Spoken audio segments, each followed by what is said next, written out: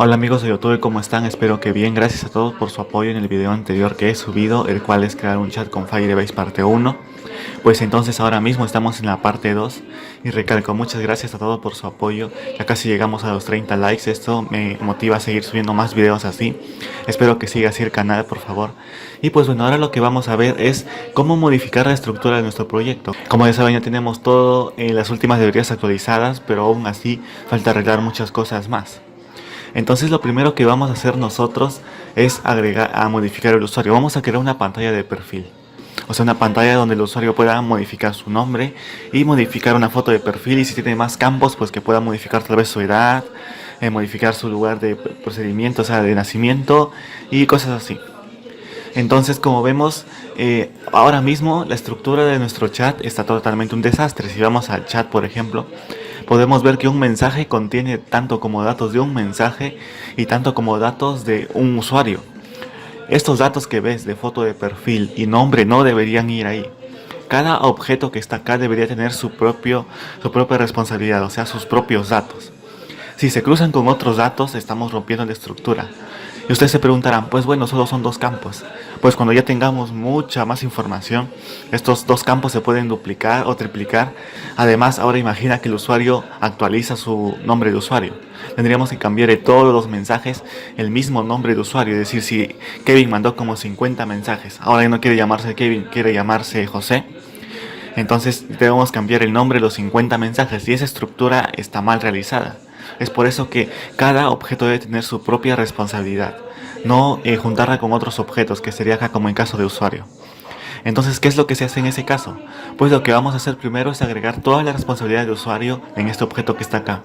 Si recuerdan, en entidades tenemos 4 objetos y el objeto usuario solo tiene el nombre y el correo. Pero ahora necesitaría la URL de su foto de perfil, foto perfil URL. Recuerda que acá trabajamos solo con URLs, no trabajamos con bitmaps como se hace en MySQL. Se guarda un parámetro de bitmap, pero acá no. Podemos subir la foto a Firebase Storage y automáticamente obtenemos la URL y lo guardamos acá. No hay problema en eso. Ahora sí, como tenemos la foto de perfil URL, creamos su head y set. Perfecto, igual como hicimos anteriormente, no hay nada nuevo hasta ahora. Lo que sí podemos agregar ahora es un campo nuevo que se va a llamar la fecha de creación de cada objeto. Como sabemos, es muy importante los reportes en nuestra aplicación. Si por ejemplo algún día se nos ocurre sacar cuántos usuarios se registraron en el mes de agosto, necesitaríamos la fecha en que se registraron todos nuestros usuarios. Pero no tenemos ningún campo para saber en qué momento se registraron exactamente. Es por eso que vamos a crear un nuevo campo, el cual es la fecha de creación. Pero si vamos a mensaje, nosotros ya tenemos un ejemplo listo. Pero este ejemplo está mal hecho. ¿Por qué? Porque tenemos 3 objetos para registrar la hora del servidor en el objeto mensaje. Entonces, la nueva forma es esto. Ahora sí, vamos a crear un objeto object, que es el padre de todos los objetos. Es así, object. Y el nombre que le daremos a este objeto debe ser el mismo que voy a poner ahora. Si ustedes lo cambian, no va a funcionar correctamente, ya que por alguna razón Firebase agarra este nombre especial y lo guarda en su base de datos como la fecha en que se creó el objeto. ¿Y cuál es el nombre? Es created timestamp. Así. Ya con práctica se lo van a aprender de memoria, pero esta debe ir con mayúscula, todo con minúscula, y así como está, created timestamp. Y con este nombre de objeto lo que vamos a hacer es guardar la fecha del servidor. Pero como sabemos, no debemos agarrar la hora de nuestro celular, sino mandarlo como un parámetro de maps. Y cuando llegue a Firebase, agarra ese parámetro y diga, como este objeto es un objeto de hora, agarra la hora del servidor de Firebase y lo mete este objeto y lo guarda. Más o menos para que se entienda qué es lo que hace este objeto. Entonces lo que voy a hacer es el create timestamp. Voy a tener que inicializarlo en el constructor de usuario. Recuerden que en este caso vamos a aprender una estructura que los objetos de Firebase, que sería este usuario, solo deben tener un constructor, no deben tener estos constructores que ven acá. De ahí lo vamos a arreglar la clase de mensaje, porque ahora está un desastre y van a ver cómo va a quedar todo más limpio y mejor estructurado. Entonces lo que vamos a hacer es inicializar esta variable en el constructor. ¿Por qué? Porque al crear el objeto es cuando vamos a obtener la hora de fecha de creación del objeto. Espero que se haya entendido esta parte, así que vamos a inicializarlo. Ponemos es igual a, y la variable a la que debemos igualarla es timestamp. pero no aparece. ¿Por qué? Porque debe ser de la librería de la clase de Firebase que se llama server value y ponemos .timestamp. Entonces, como vemos, este es el mismo map en el cual está ubicado acá. Si vemos acá tenemos un objeto map, pero ¿qué es lo que hace? Como este objeto map es casteable, o sea, es mutable, lo que hace es convertir este objeto object a un map. Entonces ahora createTimestamp ya no es un object, sino es un map que contiene esta variable de acá. Entonces cuando subamos este objeto a la base de datos, lo va a leer igualmente como cuando enviamos un mensaje y lo va a guardar como el horario del servidor. Lo siguiente que debemos agregar es un get para este createTimestamp. Clic derecho, generate, ponemos un get y agregamos el objeto de createTimestamp, solamente el get. No agreguen el set, ¿por qué? Porque como vamos a agarrar la hora del servidor, por ningún motivo debemos setear la fecha desde el código, porque si hacemos eso estaríamos rompiendo la regla. Ahora sí, ¿qué es lo que sigue? Pues muy simple, ahora tenemos que agarrar la hora de alguna forma, porque una vez que lo guardamos, ahora cuando nosotros carguemos todos nuestros usuarios, de alguna forma necesitamos esa fecha para poder manipular en nuestro código. Entonces, ¿qué es lo que se recomienda para esta parte? Pues ahora sí, así como creamos un head de object para el head createTimestamp, debemos crear otro head, pero esta vez que devuelva un log. Recuerden, si vamos al adaptador de mensajes, tenemos un método el cual convierte la hora y agarra en formato long, o sea, la variable long, y con esto podemos crear la fecha exacta. Entonces, si vemos nuestros mensajes, podemos ver que acá está la hora. La hora es un número bien grande. Ese número bien grande se le conoce como variable long. Entonces, ese tipo de variable es lo que debemos devolver en este método. Por eso que pongo public long. Y podemos llamarle como nosotros gusten o como ustedes gusten. Pueden ponerle, por ejemplo, head createTimestamp, igualmente como arriba, pero le voy a poner long. Eso es lo que me da a entender que voy a devolver esta variable que es un object, pero lo voy a convertir ahora a un long.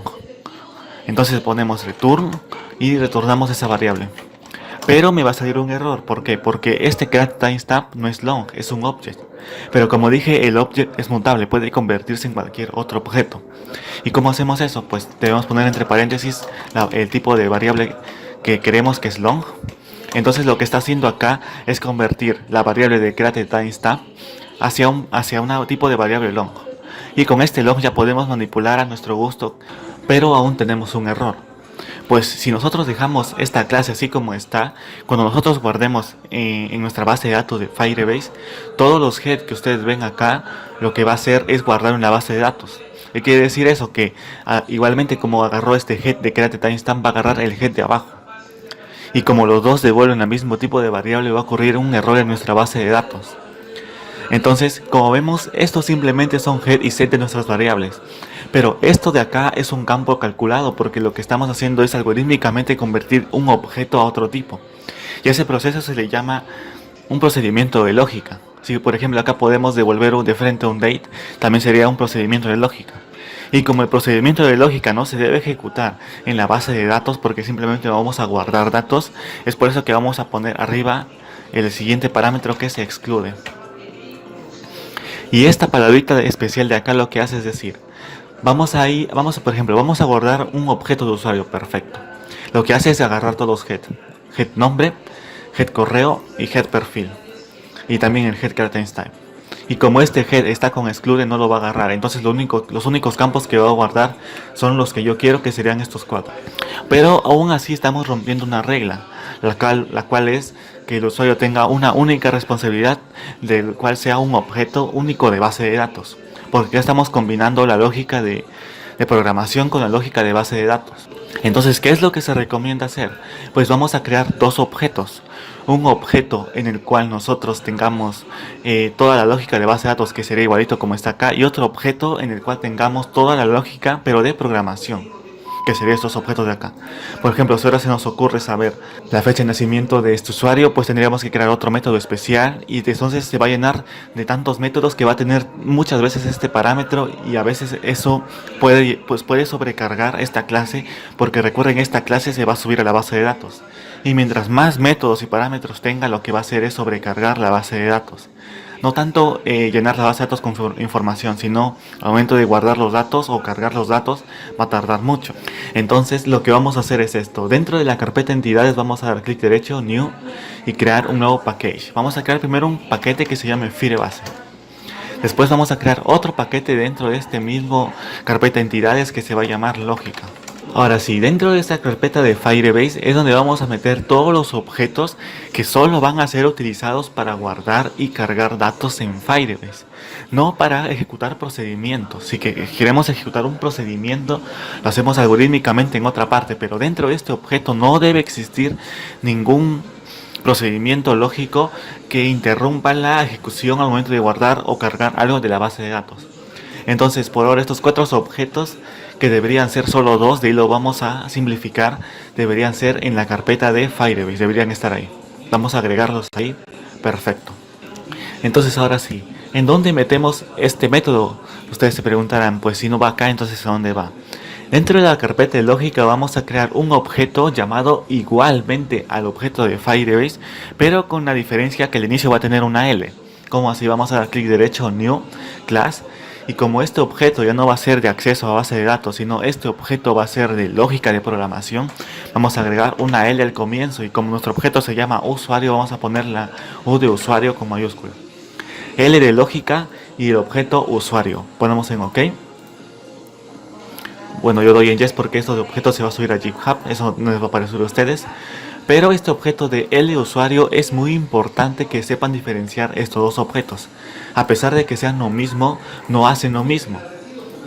Porque este objeto lo que se encarga es cargar y guardar los datos en Firebase, mientras que este usuario se encarga de ejecutar procedimientos lógicos. Entonces, ¿qué es lo que vamos a hacer dentro de este objeto? Pues vamos a tener que reemplazar, o mejor dicho, llevar este método que está acá, llevarlo hacia el usuario. Entonces, primero tenemos que de alguna forma conectar la lógica. Entonces, ¿cómo hacemos eso? Pues dentro de este objeto de lógica debemos crear un objeto de usuario, mejor dicho, un objeto de acceso a datos. Si este de lógica de usuario, entonces adentro debemos crear un objeto que se llame usuario. Listo, entonces puede sonar medio confuso eso, pero dentro del objeto de lógica de usuario tengo un objeto de usuario, que este usuario solamente tiene get y set nada más, mientras que dentro de este lógica de usuario es donde vamos a agregar este método de acá. Así que voy a copiar todo esto, control X para copiarlo y cortarlo, y abajo vamos a pegarlo. Esto, ok, bueno, esto no se preocupen, el exclude ya no debe ir acá. Porque como nosotros vamos a usar este objeto de usuario para guardar, y el objeto de usuario no vamos a utilizarlo para no guardar, es por eso que no debe ir el exclude. Simplemente estos métodos que van a ir dentro de la lógica de usuario van a ser usados en la lógica de programación. Espero que me hayan entendido hasta esta parte. Pero ahora, ¿cómo obtenemos el create timestamp? Porque ya no está acá, pues. Pero si se dan cuenta, tenemos un objeto que dice usuario, y ese objeto usuario contiene la variable que sería get create timestamp. Es por eso que nosotros obtenemos el create timestamp, que sería esta misma variable que está acá, y la convertimos a long, o sea, a variable numérica, y es ahí donde podemos manipular a nuestro gusto. Para que entiendan mejor, voy a crear otro método más para que vean que en esta clase va a ir toda la lógica de programación. Y como vemos, si ahora sí nos ocurre obtener la fecha exacta, por ejemplo, acá como dice 28 del 8 del 2018, yo quiero obtener igualmente esa fecha en esta parte de acá. Quiero obtener o convertir este número que está acá, que es una fecha, hacia una fecha exacta, mejor dicho, hacia una fecha que tenga un string que diga el 28 del 8 del 2018. Mejor dicho, quiero obtener ya no la fecha en número, sino quiero obtener la fecha en texto. Pero una fecha que el usuario pueda entender, porque si le mostramos solo números, no va a entender qué es eso. Entonces vamos a poner public string y vamos a llamarle obtener fecha de creación. Abrimos y cerramos y listo. ¿Y qué es lo que va a hacer este método de acá? Va a obtener la fecha, pero así como yo quiero. Va a obtenerlo el día, el mes y el año. El algoritmo es así. Debemos crear primero un simple date format. Le vamos a poner simple date format. Es igual a new simple date format. Y como quiero que aparezca solo el día, mes y año, ponemos dd, mayúscula y 4 yes de año. Recuerden, desde die, m de mon y yes de year. Ahora sí, es muy importante que agreguen esto de acá. Como vemos, desaparece en amarillo porque dice que debemos agregar un parámetro más. Porque si lo dejamos así, al momento de convertirlo, tal vez no haya una diferencia, pero la hora va a ser diferente. La hora puede ser las 5 de la tarde con este número, pero actualmente son las 11. Si vemos nuestro celular, podemos configurarlo, cambiarlo de idioma, pero ya tiene una fecha específica y el lugar en donde se ha registrado nuestro celular. Por si se han dado cuenta alguna vez, si ustedes cambian de región en su celular, automáticamente la fecha se cambia. y esa región es la que está guardada en su celular y la que vamos a obtener de su celular para poder convertir la fecha correctamente. Entonces por eso que después de esto de acá tenemos que agregar el locale.getDefault. Pero ahora ustedes, imagínense que su aplicación sea de Estados Unidos. Si quieren que su aplicación solo tenga horario de Estados Unidos, no importa que estés en Canadá, quieren que se muestre la fecha siempre de Estados Unidos. Es por eso que cambiaríamos esto por punto y pondríamos, por ejemplo, acá aparece Canadá, chinés, y por acá está el use, acá está use. Entonces, como vemos acá podemos elegir la hora de procedimiento fija. Pero esto haría que los usuarios que son de otros países se sientan excluidos o no puedan usar nuestra aplicación correctamente por el cambio de horario. Es por eso que siempre se deja en getDefault. Y como vemos, el color amarillo de advertencia ya desapareció. Perfecto. ¿Qué es lo que sigue ahora? Debemos convertir este long a date. ¿Cómo hacemos eso? Pues muy simple. Date. Y creamos un date de java.util.date y ponemos es igual a new date.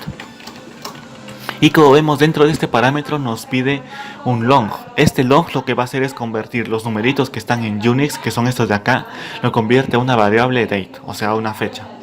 Es por eso que debemos llamar a este método que se llama getCreateTimestampLong. Y cuando llamamos a ese método, devuelve el long y dentro de este numerito que va a devolver se va a ir al date y ya tenemos la fecha dada en esta variable. Como vemos, este método es simple, convertimos el long hacia una variable date. Por último, quedaría convertir este date hacia un texto. O sea, hacia un texto como yo acabo de explicar, 28 del 8 del 2018. Entonces retornamos que el simple date format, punto, y ponemos el format. Y como vemos, el método format nos pide un date y lo que va a hacer es cuando le mandemos el date va a devolver un string. Perfecto, entonces mandamos el date acá adentro y punto y coma. Y perfecto, ya tenemos nuestros dos métodos para que vean que toda la lógica que vamos a implementar para los objetos será en una clase muy aparte a como nosotros lo utilizaremos para guardar información. Espero que con este video se haya entendido la diferencia entre objeto de acceso a datos y objeto de lógica. Pero aún falta algo muy importante. Como vemos, cada usuario, si vamos a los usuarios, podemos ver que cada usuario tiene una key. Ahora imagínense que yo quiera modificar esa variable. Por ejemplo, del usuario yo quiero modificar su nombre. Para modificar su nombre necesitaría acceder hacia su key. Porque entonces el nodo sería usuarios barra este código de acá y es ahí donde yo recién podría modificar el nombre de un solo usuario. Entonces para eso lo que debemos hacer es de alguna forma guardar la key en algún lado. Entonces ahora la gran pregunta, ¿en dónde guardamos esa key? ¿En objeto de acceso a datos o en el objeto de lógica? Pues uno, por lo que he entendido hasta ahora, puede decir, bueno, lo guardamos en el objeto de lógica, perfecto. Pero esa es una forma incorrecta de hacerlo. ¿Por qué? Porque cuando nosotros vamos a guardar un objeto por primera vez a Firebase, ni siquiera tenemos la idea de cuál es su llave, al menos que la pongamos estáticamente. Pero en otros casos ni siquiera sabemos cuál es la llave de ese objeto. Por ejemplo, cuando guardamos el objeto usuario, en ningún momento nosotros definimos esta llave de acá. O cuando guardamos el mensaje, estos mensajes que están acá, sus llaves son generados aleatoriamente. Entonces, la única forma de saber su llave es cuando cargamos los datos, más no cuando guardamos en la base de datos. Es por eso que es incorrecto ponerlo acá. No podemos ponerlo acá porque ni siquiera sabemos cuál es la llave antes de guardarlo.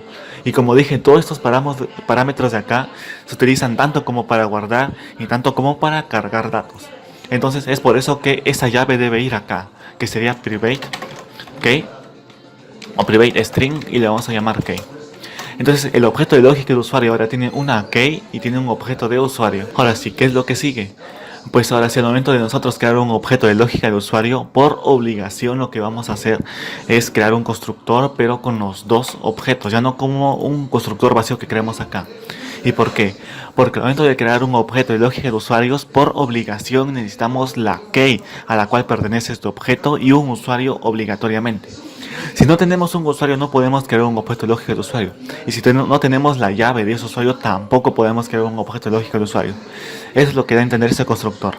Y por último tendríamos que agregar todos sus get y set de estas dos variables.